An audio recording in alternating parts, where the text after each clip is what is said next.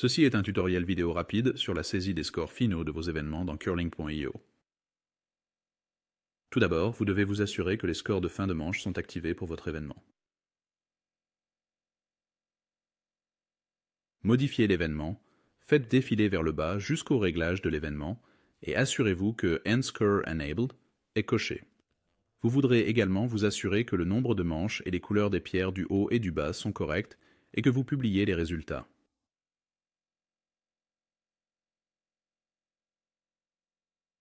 Le programme de tirage doit être établi avant de pouvoir noter les jeux.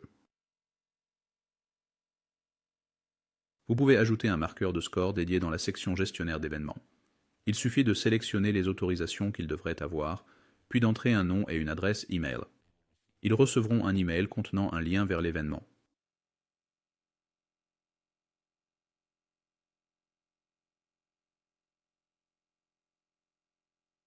Cliquez sur un jeu pour entrer les points et les résultats.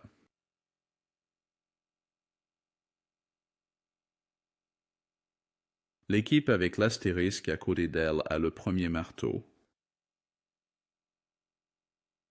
Le marteau actuel est toujours affiché avec un fond gris clair.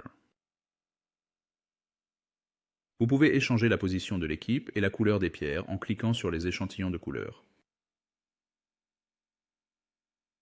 Vous pouvez changer l'équipe qui a le premier marteau en cliquant sur le bouton du premier marteau. Entrer un score non nul pour une équipe enregistrera automatiquement un 0 pour l'autre équipe et mettra à jour le prochain marteau.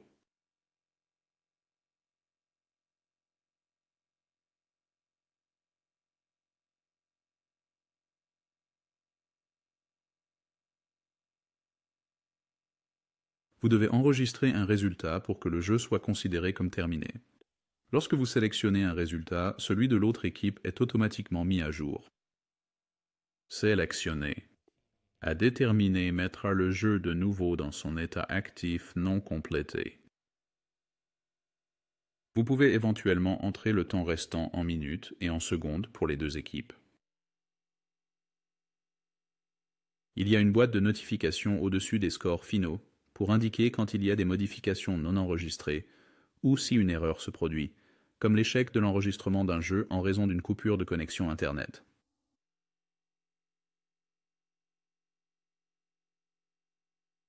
Vous pouvez cliquer sur le lien d'aperçu en haut à droite pour ouvrir la vue publique de l'événement dans un nouvel onglet. Vous devriez voir vos modifications dans 1 minute lorsque le cache est actualisé. Les fins non jouées dans un jeu terminé sont indiquées par un X. Et cela conclut notre tutoriel sur la saisie des scores finaux pour vos événements dans Curling.io.